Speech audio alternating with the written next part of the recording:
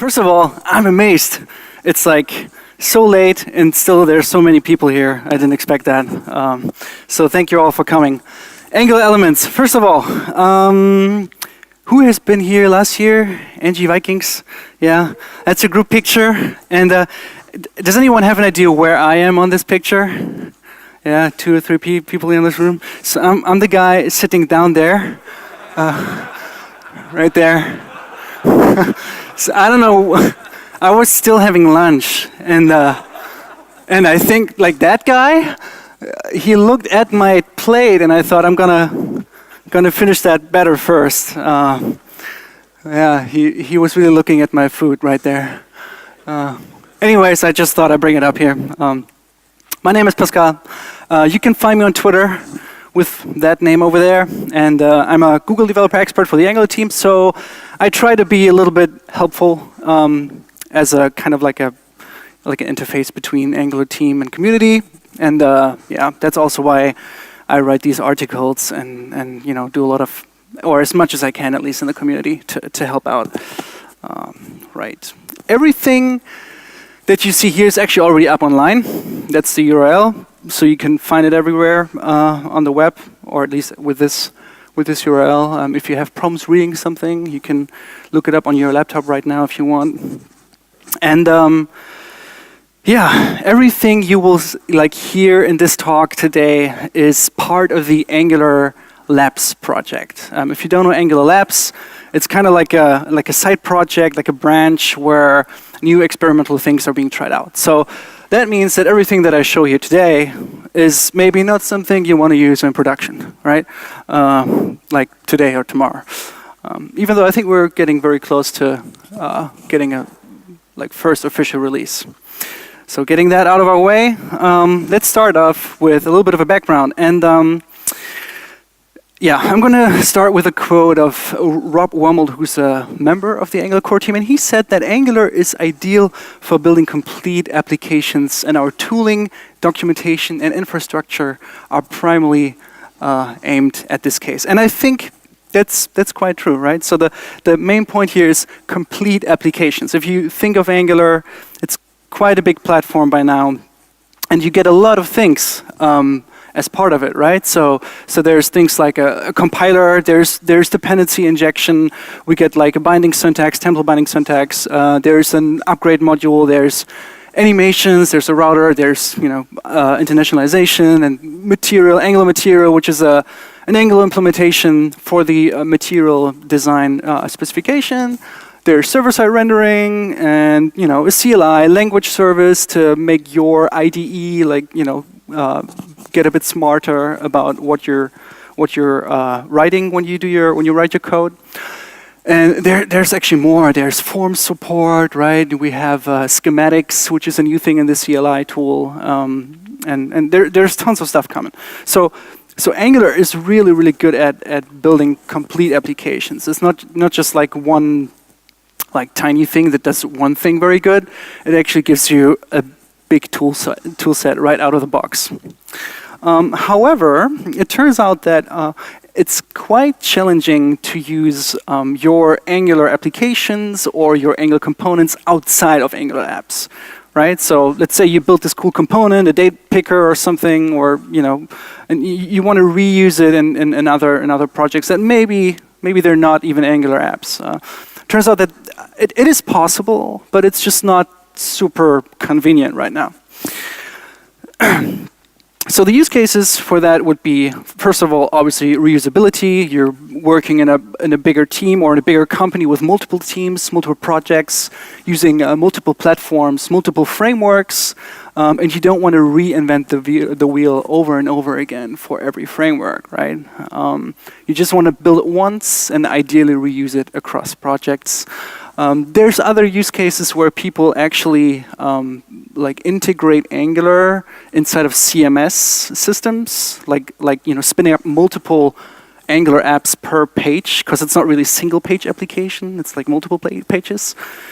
So that would be a use case. Another one would be like widgets, which is relatively similar to the CMS pages use case, and there's plenty more. So we know that there's this need of making this somehow work. And yeah, we might wonder at this case, what if there was like a component model for the web that works across all frameworks, all platforms, all websites? And it turns out there's web components. Oh, sorry, that was fast. Nice animation, right? Let me do it again. Web components. There you go. Who knows web components here? Yeah, a few people. Who has like built a web component, an actual one? Yeah, okay. 5 people in this room. That's cool. So for those who don't know, web components, it's a set of like web standards. So web components itself is not actually a standard, right? There's no such thing. It's actually a set of these 4 here. There's HTML templates, HTML imports, shadow DOM, and custom elements. And you can use either all of them together if you want to, or you can use just one of them or just 2 of them. You can, pick whatever you need. Yeah, that's a cool thing about it. So whenever you hear the term web components, most of the time people are referring to custom elements, but the reality is that web components is really all of that or just some things of that. So let's take a quick look at what these things do. Templates, we get with the HTML templates actual template tags. So yes, we can go ahead and define a template in HTML, not with like script type, template tags, but actual template tags. And they're going to sit in our document, and they will have this template that we put in there, and you will not see it on the screen unless you actually go ahead, take this template and clone it into the DOM, right? So we call this, they're inert. So they don't actually go ahead and request resources when there's an image tag inside a template, for example, which is what usually happens. So you can define templates, and they're waiting for you to be activated. That's one thing. And you might know that Angular, for example, has this thing called ngTemplate. It's like heavily inspired by that web component technology. Then there's HTML imports. HTML imports is finally a way to embed other HTML documents or import documents into HTML with HTML. So because we have things like image tags to like embed images, we have audio and video for audio and video, but there wasn't a way to actually get another HTML document into our document. HTML imports does that. However, it turned out that there are quite a lot of challenges with it when it comes to dependency graphs and stuff. So it's more or less abandoned also by vendor browsers and not going to be really supported. Another thing, shadow DOM, which gives us DOM and style encapsulation. Pretty cool. What this means is, first of all, DOM encapsulation, you can basically create another DOM tree behind a single DOM object. And it's kind of like hidden behind it. In fact, when you go ahead and you do like an input type date, what you get all of a sudden magically is a date picker, right? Depending on which browser you use. But you never actually wrote the code to create a date picker. You just put input type date in there. And what happens behind the scenes is that the date picker element creates a shadow root, which is shadow DOM, and it has like its own DOM tree behind it. And that's where all the stuff is located. So if you inspect that stuff, you can actually see it's just another bunch of divs, for example. So that's what shadow DOM does, and it gives us style encapsulation as well, which means you can define styles within that shadow tree, and those styles will not bleed out, nor will other styles bleed in. So it means you can create a shadow root, attach it to a DOM object, and it will be kind of isolated, if you will. Turns out that's a crucial thing that we want when it comes to reusable components. And the last thing, again, custom elements. This is essentially extending the browser vocabulary. If you think of Angular, this is kind of what we do with directives and components, and AngularJS directives and Angular components. Just that this one right here, this is the native API. So you don't actually use a framework like Angular or anything else. You can actually tell the browser to create a completely new element that doesn't exist yet. And this is what it looks like, right? You could create a new tag called load spinner, yeah, if you look at it like this could also be an Angular component, but this is right now really just like a native, if you will, a native element. It's a custom element that you have created. And in order to create such a thing, we need to be a little bit familiar with the APIs of DOM elements and also custom elements. So custom elements really share the same API surface as native DOM objects. So that means custom elements also come with attributes, properties, methods, and events, right? Those are things that you might already know. When you deal with DOM objects in any way, you probably write to properties, you probably attach event listeners. It's basically that. And you get exactly the same APIs with custom elements as well. This is what it looks like when we create a custom element. So we extend the HTML element class. And then there's an API called customelements.define. That's something that you have in the browser available, if the browser supports it. We give it the tag name and the class. And that's basically when we register our new element at the document. Now for the browser, when you use this new loading spinner tag, it's basically, it is a tag. It will never error out. You could also do like foo or bar or whatever. Because browsers they're kind of nice. They forgive you for putting stuff in there that it doesn't know. But they're just considered HTML unknown elements until they get upgraded, which is the moment the custom elements lifecycle kicks in. Attributes. So we can define attributes in custom elements. For example, we could say that our loading spinner has a mode, and we want to be able to configure it from the outside so that consumers of this custom element can say, this is my loading spinner, and oh, by the way, it should have the following mode. To do that, we define observed attributes. That's kind of the property for that, and it's a list of all the names of the attributes that you want to make available to the outside world. And then you can even react to changes to that attribute using the attribute change callback. It's pretty straightforward. And this is what it looks like when we use it, loading spinner, and then we give it a mode. We also have properties, attributes, properties, two different things. Attributes are basically strings, always strings. Properties can be anything in JavaScript. We can even use getters and setters as properties, which is what we do in this case. Here we say we have a property mode, and every time we read the property mode, we actually get the value from the attribute. When we set the value for the mode, we actually set the attribute. We also call this property reflection. So when there's a change happening in the property, that change is reflected back to the attribute. Something we can implement. It doesn't have to be like that, though. And then what we can do is, just like with any other element, that's a cool thing, we can go ahead, just query selector that new element, and just write to the properties if we want to. And then there's custom events. So obviously, we might want to emit an event when the mode has changed, and so that the outside world can be notified about that. So we could have a method emit mode change. We create a new custom event. Custom event is an API that also the browser supports, so it's just there.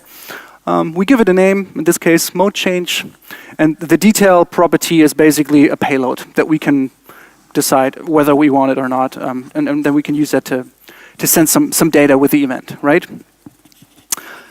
And then we dispatch that event. That's basically what happens. We can now create our own custom events, and in JavaScript, an imperative world, if we would use that API, we would attach a new event listener for the mode change event, and then we would just do some things whenever this thing emits that particular event. There's also a thing called reactions in custom elements. There's the constructor, which is the thing that gets executed when you instantiate the element. There's the connected callback. This is a function that gets called by the browser when your custom element gets attached to the DOM.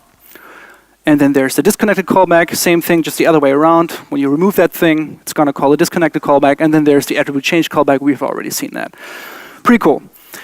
So now, it turns out we can use custom elements inside Angular, right? So assuming we have an Angular component and we want to use our loading spinner, which is actually a custom element, it could look something like that, right? So we have the loading spinner.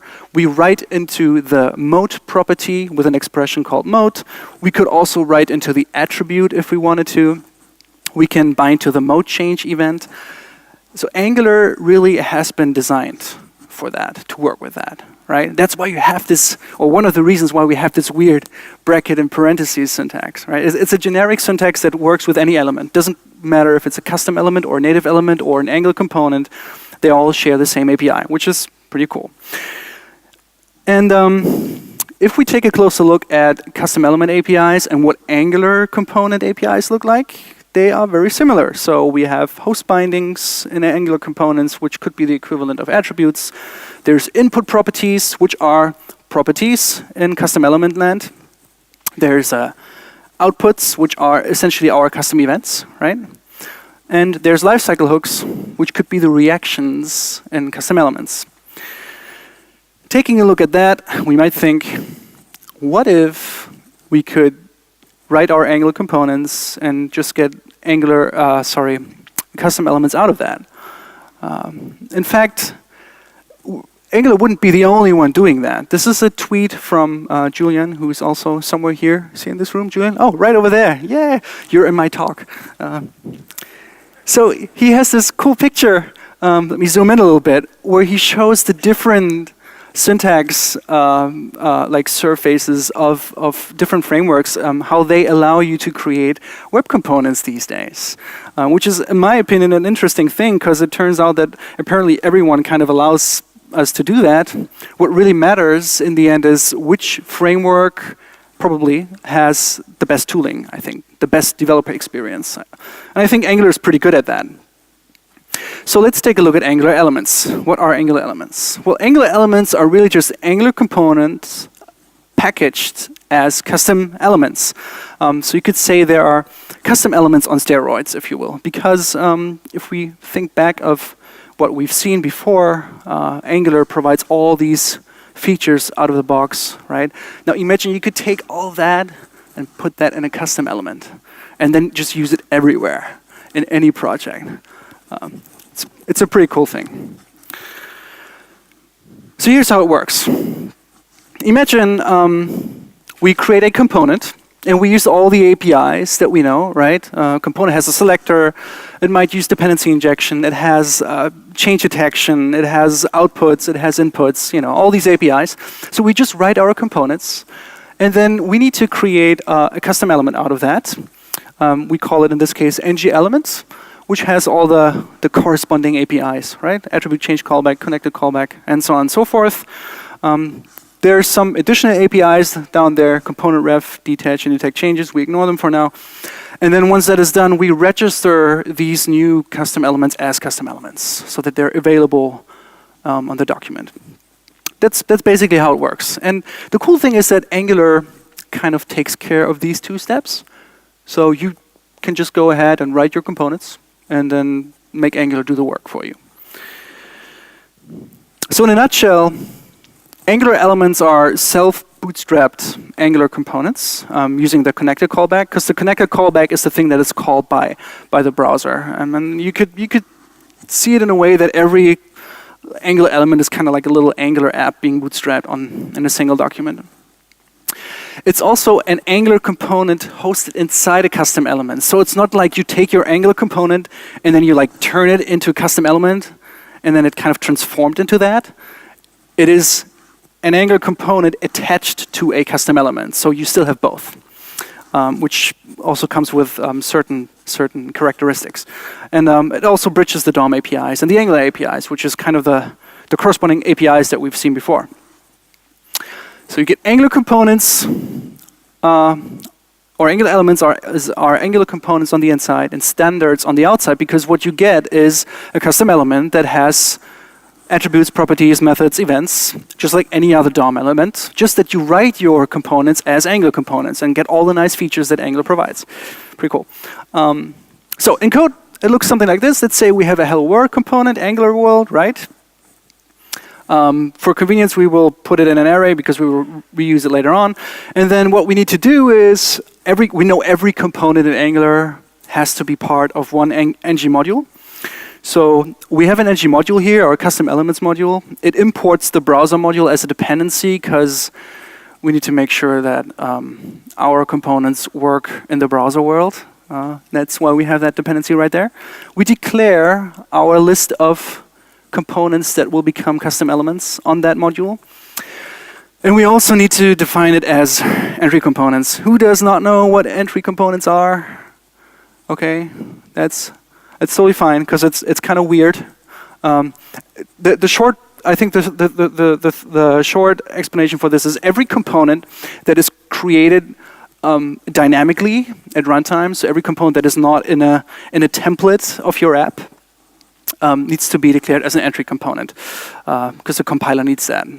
I'm not going to go into details here, but you notice that we don't have a bootstrap property here, so we don't actually bootstrap this module. We just define that module, and we want to somehow magically make Angular use it, so we have our custom elements. Which brings us to the next weird quirk right here is we need to put the ng-do-bootstrap function in the module. That's just something that Angular requires right now. An ng module needs to have either a bootstrap property or an ng-do-bootstrap if it's bootstrapped by the platform, which we'll see in a second. Which is right here. So the next thing we do is once we have that ng module, we can go ahead and say, okay, we register the following components, which is our array of custom elements components, as custom elements. And register as custom elements takes that list of components, and it also takes a function that returns a module reference. And that's basically what we do here. We use platform browser dynamic, bootstrap module, and we give it our custom elements module. That's basically what happens already in your apps today, just that we have it wrapped in the register as custom elements function. And we get the problems back, and then we can do whatever we need to do. And this works with AOT as well. So this is not just a just-in-time thing, which is also pretty cool. I would say let's take a look at some code and see this in action. So hopefully this works out. I hope everyone can read this. So this right here is a project with an index.html file. There's nothing in there, just this Angular elements tag. We have an app folder with an app module file. There's nothing really done here yet. And we have our main TS file, also nothing really done here yet. And now we will go ahead from scratch and create a new component. Let's say it's a component, a hello world component, right? So selector hello world, and then it has a template, and we want the template to say hello and either name or world as a fallback if we don't have a name. And then export class hello world component. We have an input, so we say this component can actually take a name, which is great. And then for convenience, we'll put it here in this array, hello world. And then we can create, it's component, obviously. And then we can create an ng module. ng module. This is an ng module. Again, this is not actually an Angular app that's going to be bootstrapped. It's an ng module that just says, hey, I have the following components I come with, right? So ng module export class, and then we call it custom elements module. Like that, and we already put the ng-do bootstrap thing in there. Okay, all right. So and then we say this thing needs the browser module right there, and we also put the browser animations module in there. We need that in the next demo. So just take it as it is for now. And now we need to go ahead and actually declare our hello world component on this module. So we say we have a list of declarations, and this is our CE components, and as we learned, none of these components are actually used in any templates of an Angular app because we don't have an Angular app here. We need to define them as entry components as well because they're basically dynamically created, which is this one, right? Okay, so now we have this module. Let's go ahead and bootstrap it so that in our template we can say hello world, and again, this is just like a plain old HTML template, not an Angular app.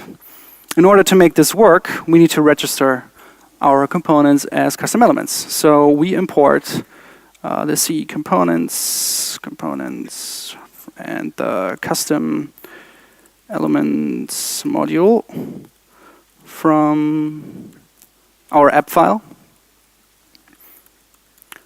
I think that should do the trick. And then we can go ahead and say register as custom elements. We give it the list of our components and the function that returns a module reference. So return platform browser dynamic, bootstrap module, we give it our custom elements module.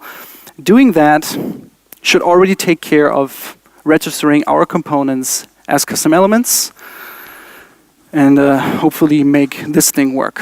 So I'm gonna run this now, keeping fingers crossed. Hello world, yay! This is not an Angular app right now. This is just custom elements. And we can even go ahead now, since we created an input binding, we can say, okay, we have a name input. Let's give it a name here.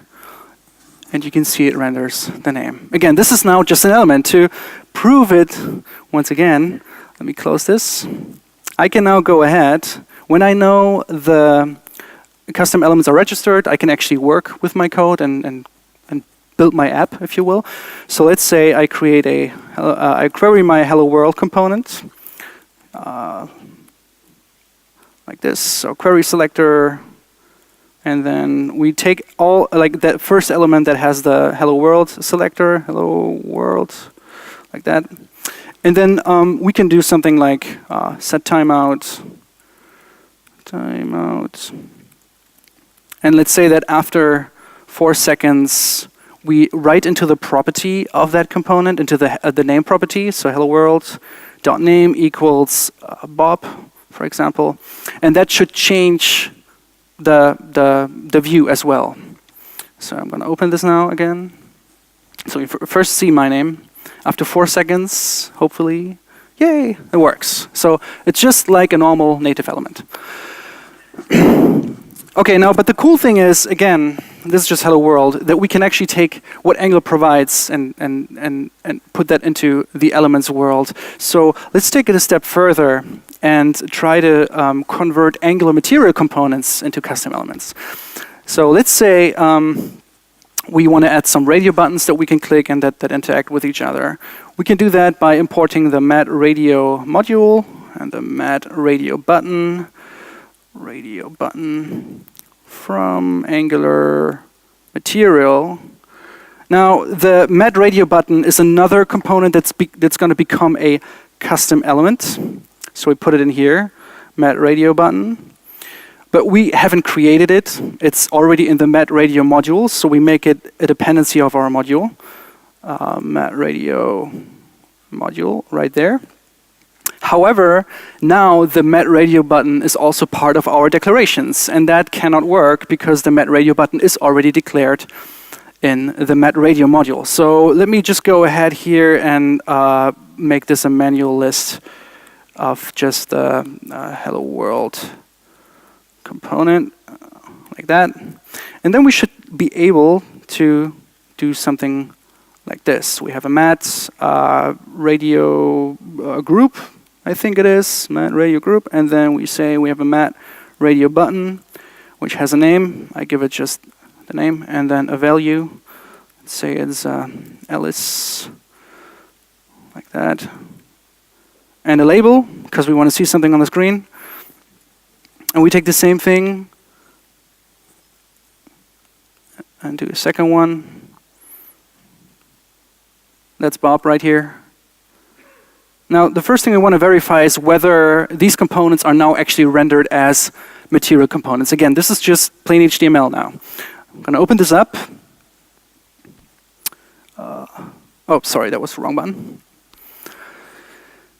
And we see two radio buttons, and you can see they have this nice little animation right there. So it is an Angular material component as a custom element. I find this pretty exciting. And again, also these components are now available as DOM objects. So what we can do is we can, for example, say we query all these radio buttons, and then document, and query selector all, query selector all. There, all buttons, all radio buttons that are with the selector, mat radio button. And then we can say radio buttons dot for each. And then we have a button for every iteration. We say, okay, for every button that we get, we say button.add event listener. It turns out that a mud radio button emits a change event. So we can say whenever a button emits a change event, we want to execute the following function. We want to check whether that button is checked. And if that is the case, then we want to take the value of that button and write it into our hello world component. So we say hello world.name equals button.value. Right? Make sense? Okay, let's run it. So this should cause our hello world component to update when I click any of these radio buttons right here. Yeah.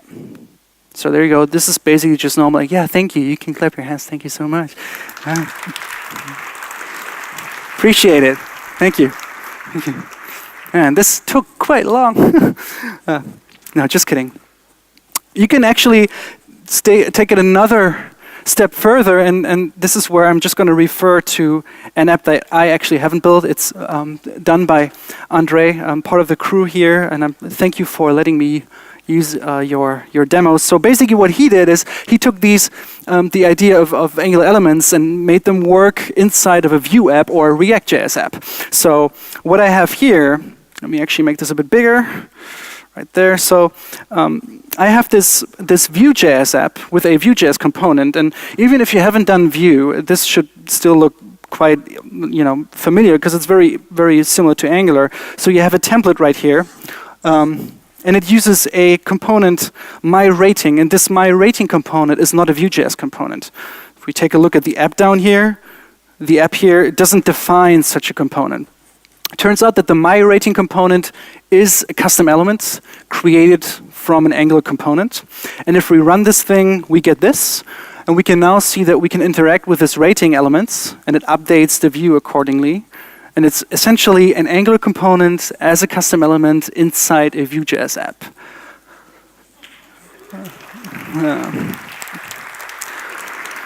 Thank you, Andre, for letting me. This is really all for him. I haven't built this, but you get the idea. So there are still some limitations. For example, the animations, Angular animations, they have some host listener, custom event bindings that don't work yet out of the box. What's also interesting is that methods on a component are not actually preserved on the resulting custom element object. So instead of having hello world component and then .myMethod, if that's a custom element, I actually have to say .component reference .myMethod. So that's something that might be fixed or not. And then the whole packaging and bundling story. So you might notice that Angular elements still rely on change detection. They still rely on dependency injection. So it needs Angular in some way to work, which right now means you need to put Angular on the page as well. Which means you probably have a big bundle size. But this should be fixed with Ivy, the new Vue engine, which makes things very, very small. I've heard that bundle size is going to be our smallest problem with that. Yeah, that was actually a good joke. Yeah. I didn't plan that one. Funny. Okay, so when is it ready? Well, there's an initial experimental release planned for Angular v6. If you wonder when that is, well, Angular version 6, beta 6 has been released about 12 hours ago. So we're getting there. It's just a foundational work for Angular elements, so there's much more coming once that is released. And what I know is that first that Angular elements is going to be tried out at the Angular IO website, the project, as a pilot project to see whether embedded components can be replaced with Angular elements. You can track the progress of Angular version 6 at v6.angular.io. It's a milestone right there. And I want to say thank you to all these people that helped me creating this talk. And there are a couple of resources and links in here as well, but I'm done now. Thank you. This is broken. Thank you.